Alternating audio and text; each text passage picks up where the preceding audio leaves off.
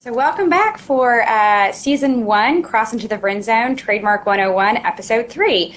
This episode, we are going to cover the one where we take simple steps up front to protect our new brand. My name is Amanda DeFord, and I'm an associate at McGuire Woods in the IP Litigation Department. And you will also be hearing today from my colleague, Lucy Jewett-Wheatley, who will introduce herself later. So you might be thinking to yourself, I just watched 2 videos on what marks are registerable and how to get them through the registration process. So what more could I do to learn about my new brand? Well, there are additional considerations that you need to take when developing your new brand, and we're going to cover some of those today. The very first one would be domain availability. Often forgotten in the brand development process is, what domain name do I want to use with my new brand, and is my domain name available? So during that pre-clearance process that Janet talked about, you should consider also looking into whether or not the .com, the .info, the .org, or whatever the domain name is that you're going to want to use with your new brand is actually available. You can do that by using any sort of domain registry. Most of them have search functions, and if you just search the domain you want, it will tell you whether it is already registered or if it is available for sale, and if so, how much. What do you do if your preferred domain name is actually taken already? If this is a new brand for you and you haven't started using it, that could be a potentially tricky situation. What you're going to want to do first is you're going to want to see if you have prior use of your brand, you can check to see when the domain was registered. And if you have prior use, you may actually be able to use the legal process to get that domain if it comes to that. And that's something that we'll cover in later segments in this series. But for now, let's approach the situation as if the domain that you want has already been registered and you don't have use of the brand prior to when that domain was registered by somebody else. Your options are pretty much limited, and that the legal system is likely not going to help you even if the domain is not currently in use. So some things you can try to do is you can actually try to purchase the domain. There are organizations out there, domain brokers, who will assist you with that process.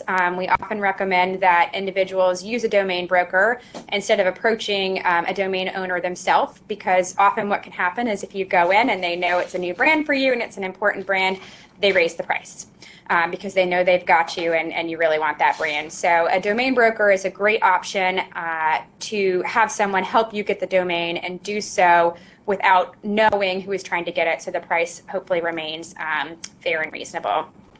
If it's not available, if the person is obstinate and they don't want to sell it, you may want to switch brands. Probably not if you've gotten pretty far down the process, which is why it's important to check domain availability in the beginning before you commit yourself to a specific brand, both for the reason of, again, not finding yourself in a situation where the domain you want is not available, but also if it's already registered, you should look at what it's being used for, because if it's being used for a business or goods or services that are similar to what your brand is for, that could be another red flag for you that maybe that's not a good brand because it could create problems for you in the future.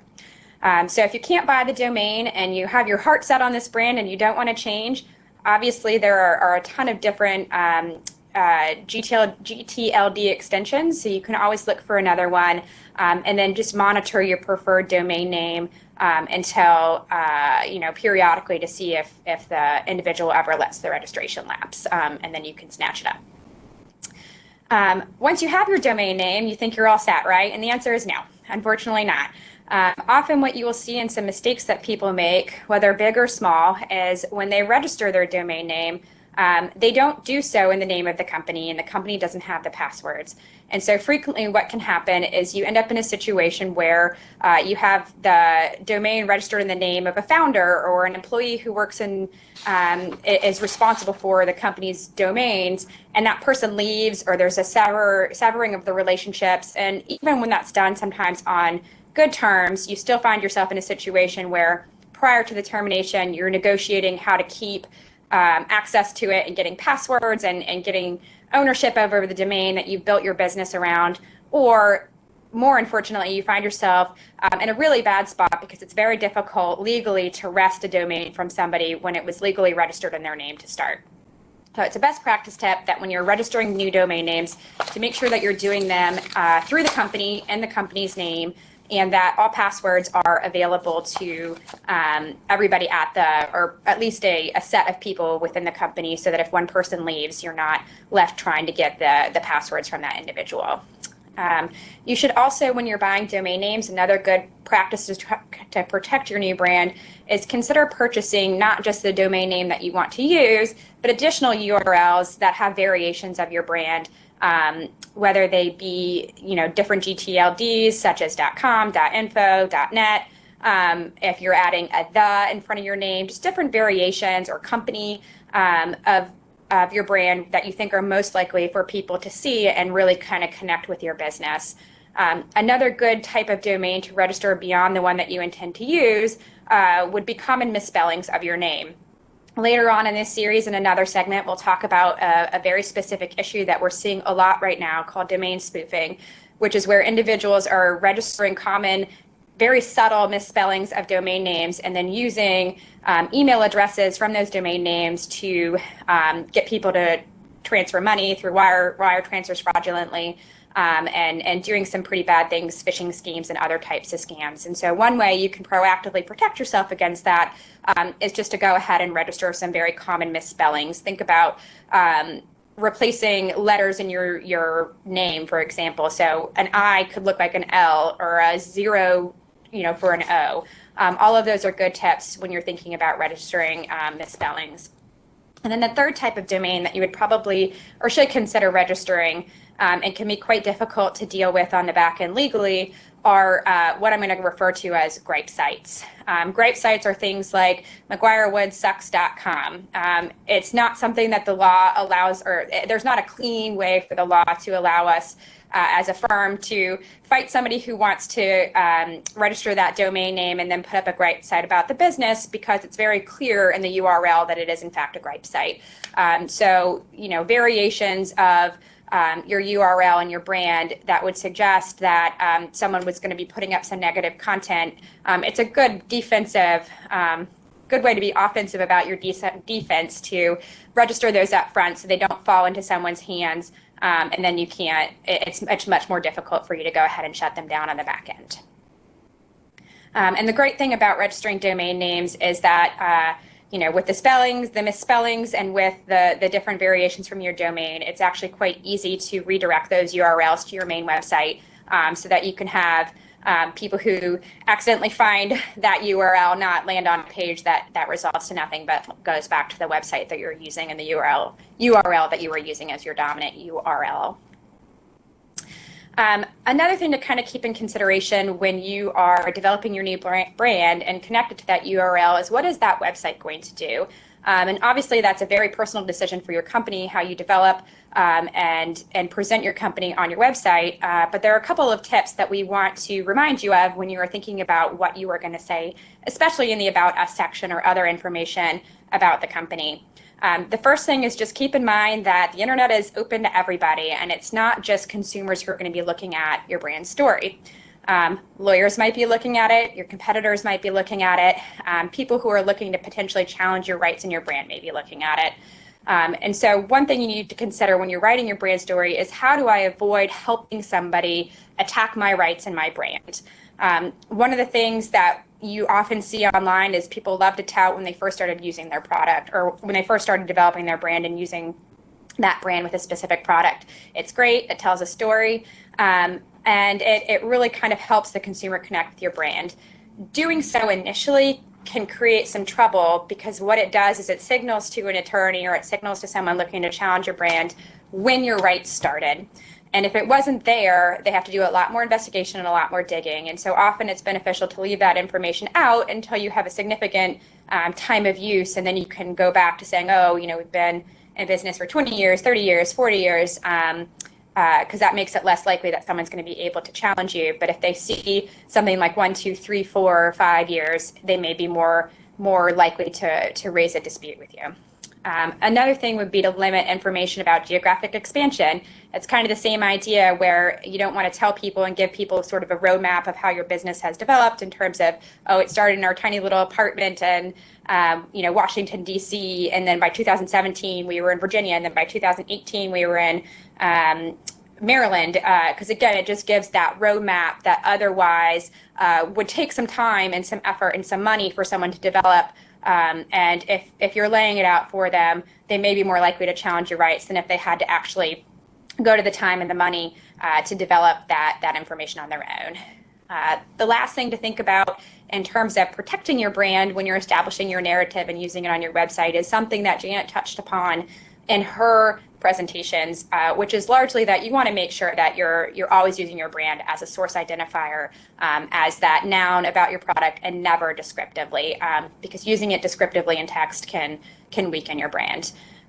One last thing to kind of consider about the content of your website, and as you're developing that website in connection with your URL, is whether you're having a independent contractor or another company develop your website for you. Make sure that your agreement has something in there very ironclad and very clear about ownership of the copyright. And Brad Newberg has touched upon, or will touch upon, some more considerations with copyright, but it's incredibly important that it's very clear that you are the owner of the content of your website and the copyright in your website, so that if you need to defend it later on, you can do so without having to go back to your web developer, and you don't find yourself in a situation down the road where if your relationship with your web developer sours, you're at their mercy in terms of getting your content and your website back from them. So let's talk a little bit now about our brand on social media. So it's actually the same kind of rules that would apply to social media as would apply to the domain names. You want to make sure, again, that your preferred social media accounts are available. Very difficult to get a social media account if somebody else already has it. You want to make sure, again, that the accounts are owned and the passwords are accessible to not just one person in the company, but multiple different people. So again, if you have a termination issue or you have someone leave the company, you're not finding yourself in a position where you don't have access to the company's established social media accounts. And again, the same idea about just watching over informative narratives and non-trademark brand uses, again, using your brand descriptively as opposed to as a source identifier, are equally important on social media as they are on your website. So now I am going to pass the baton over to my colleague, Lucy Wheatley, to touch upon your enforcement plan. Well, good morning or afternoon, depending on where you are. My name is Lucy Jewett-Wheatley. I'm a partner in the IP litigation group at McGuire Woods, and I'm going to talk to you today about enforcement. So unfortunately, once you have registered your brand, once you have secured your online presence, you are not done. To maintain your trademark, to maintain the strength of your brand, you have to continually enforce it as long as you are using the trademark. If you don't enforce, you can lose the brand entirely or have a very difficult time using the brand to distinguish yourself in the marketplace, which can very much decrease the value of your brand and your company. A trademark registration does not self-enforce. A lot of people think once I register it, someone at the U.S. Patent and Trademark Office goes out there and tells infringers to stop using my brand. Unfortunately, that's not how it works. If you do not enforce your brand, there are a few things that can happen. One is if there are a lot of copycats out there in the marketplace, customers cannot tell who you are. They get confused. And of course, that's the major danger to infringement. So if you have Chandler's car lot to go with our theme, you don't want to see Chandler's car lot or Chundler's car lot. What can also happen if you don't enforce, and there are a lot of copycats out there, is maybe Chandler's car lot did not bother you, but years later, Chandler's puppy killing car lot is a real problem for you and you want them to stop. If you didn't enforce earlier, they can argue that the scope of protection of your brand is very, very narrow and that consumers are used to distinguishing between a lot of look-alike brands in the marketplace, and you may not be able to get them to stop. So it is important to regularly enforce and regularly keep copycats out. The other thing that can happen if you don't enforce your rights is genericide. And that is a particular risk if your brand name is the name for a new invention, a product no one has ever seen before. So what can happen is members of the public and even your customers and vendors can start referring to the product generally by your brand name. So for instance, elevator was once a brand name. Now, whatever company makes the elevator, everyone calls it an elevator. The maker of elevator lost that brand. Same thing happened with linoleum. So to avoid that, you have to police those sorts of uses in the marketplace. You can't let your competitors call their similar product by your brand name. And you need to internally guard against that. So on your website, use your brand name with the registration symbol or the TM symbol so it's clear it's a brand name. Don't use it descriptively. So for instance, if your mark is chapstick, you say chapstick lip balm to make clear that chapstick is not a generic word for any lip balm. It's only for your brand of lip balm. The final risk that can happen if you do not regularly enforce your mark is latches. What this means is if you let someone infringe for a long time, eventually you, under the law, are unable to stop them. So it is very important when you first notice an infringement to take some sort of action, because if you wait, you may never ever be able to stop them in the future. And the amount of time that can take varies from jurisdiction. So it could be as short as 2 years, it could be as long as 6 years. But the key there is, act quickly and decisively when you do see infringement going on. So it's important when you have your new brand to develop an enforcement plan. One question people often ask is, how much money should I be spending on enforcement? And the answer to that is it depends. It depends on a lot of factors. One would be, how important is your brand to your company? For example, for a luxury goods manufacturer, the brand is pretty much encompasses most of the value of the company. Like, what are people buying when they buy Louis Vuitton? Well, they're buying quality, but they're also buying the name Louis Vuitton. So in that case, enforcement has to be aggressive because the brand is incredibly important to the value of your company. Now, if you sell, for example, heavy machinery that maybe is a component in an assembly line, then the brand may not be as important. There, the chief value may be your particular expertise or your relationships with customers, and people don't generally know or look at the brands. So there you may want to spend a good bit less on enforcement. As a general rule, if it's a consumer brand, enforcement is more important because consumers that's how they're not as highly educated as, say, a business to business type situation. So that is, brands are how they decide what they are buying in the marketplace. So it connects directly to your sales. Another thing to consider on enforcement and how much you need to spend is the geographic reach of your brand. If you are an international brand and you sell everywhere in the world, you're going to need to spend to enforce in many jurisdictions. If you're only United States based, it may be a much narrower scope. Sometimes it may even be that you only need regional enforcement. For instance, if you're a restaurant chain in a single state, then maybe you only concentrate on enforcing your rights in, for example, Virginia.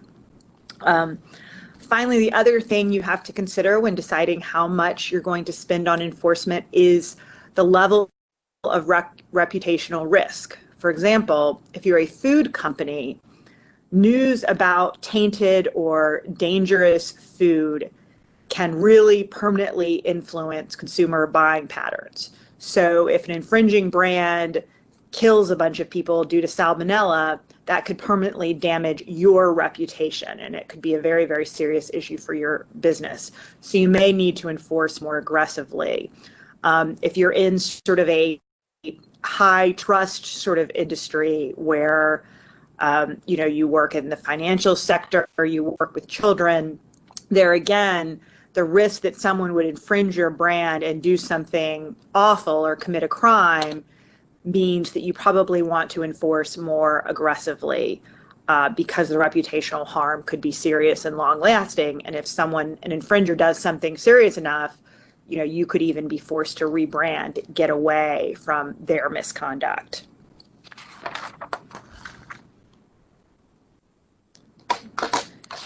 So best practices when you are enforcing is to have a plan. Don't just sort of have your new brand and start out enforcing willy-nilly.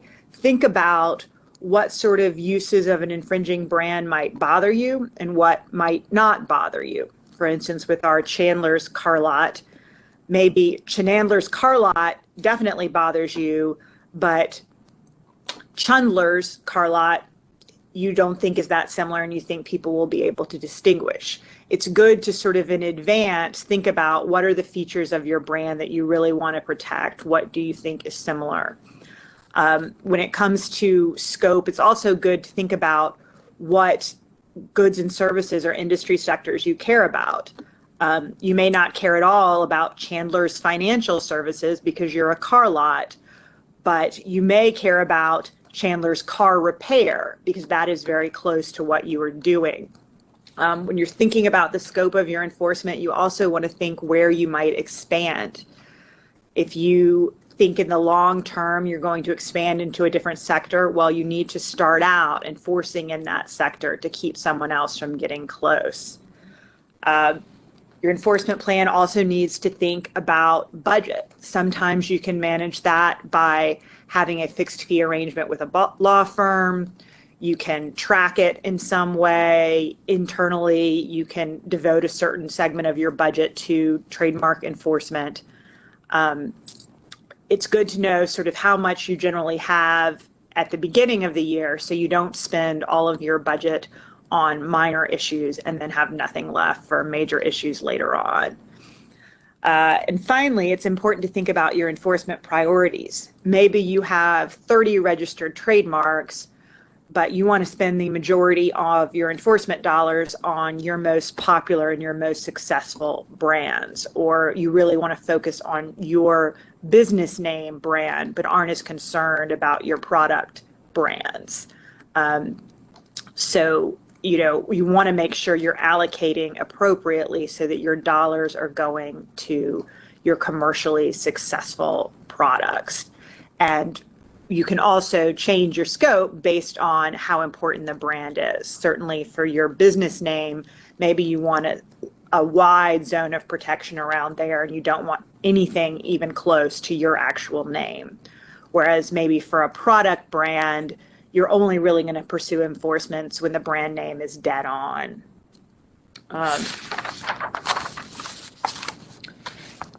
You also may have to devote more to enforcement if you have a difficult to defend brand. For example, if your brand is highly descriptive, meaning, for instance, for Chandler's car lot, the car lot portion, if you own car lot, a lot of people are going to try and use that in their brand name, and you may have to do fairly aggressive enforcement to maintain the exclusivity of that if you have managed to get a registration for car lot, which would be a trick.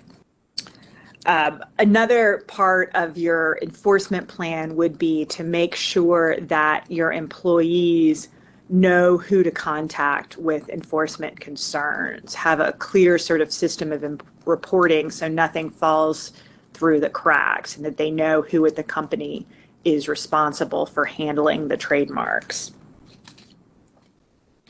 Another factor in your enforcement plan is to consider who is actually going to send cease and desist letters if you do need to warn an infringer to stop.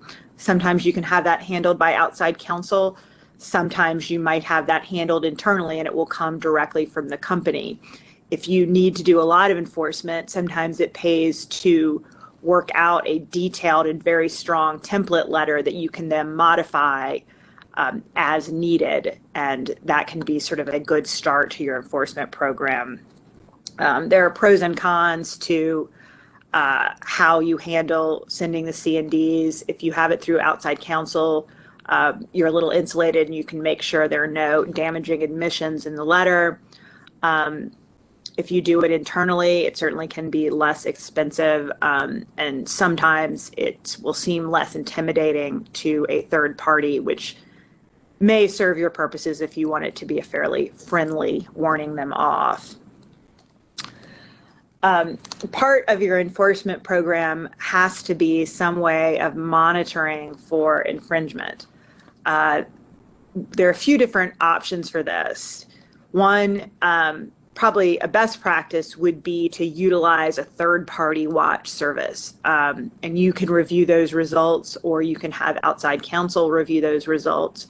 But that means you're going to get a weekly or monthly email, however you set it at, that's showing you any potential infringements out there. And that way you can decide whether or not you want to take action. There's also the clearinghouse registry, which will notify you if a new GTLD is opening up. You can register your trademark, and they will tell you if, when the new GTLD opens up, if you want to go ahead and secure that new GTLD using your trademark. So, for example, McGuireWoods.com, we could register McGuire Woods and be notified when .attorney came available and go ahead and secure that domain first.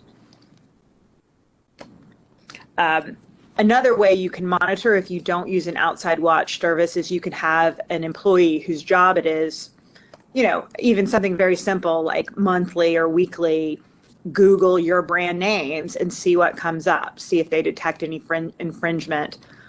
You can register your brands with various online marketplaces that they will automatically keep out potential infringements or notify you of potential infringements. You can also more informally just train your employees what a trademark is, what they should watch for, so that they know, like salespeople in the marketplace, if they see someone using your brand, they know that that is a problem and who they should let know about that. So there are various levels of enforcement you can do based on your budget and what your needs are.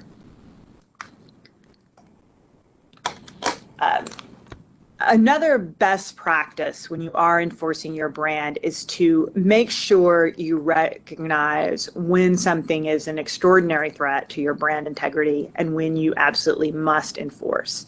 Many times it's a judgment call whether or not you want to pursue an infringer. But when they are pretty much using the exact mark for your exact goods and services, if you do not take action, it can really potentially destroy your brand value. And so in those situations, even if they will not give in after just a letter or some negotiations, you may have to litigate. You may even have to seek injunctive relief, which means you ask a court for an immediate order, preliminary injunctive relief, ask a court for an immediate order requiring them to stop infringing. So it is important when those sorts of threats come up that you escalate the issue to leadership and make sure they are aware of, the potential for consumer confusion and direct harm to your business and the need to take decisive action, including litigation if necessary.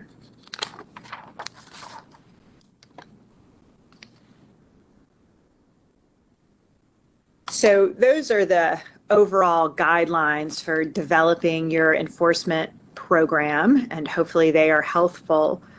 Please make sure to join us next time for information on how to avoid common 21st century advertising issues.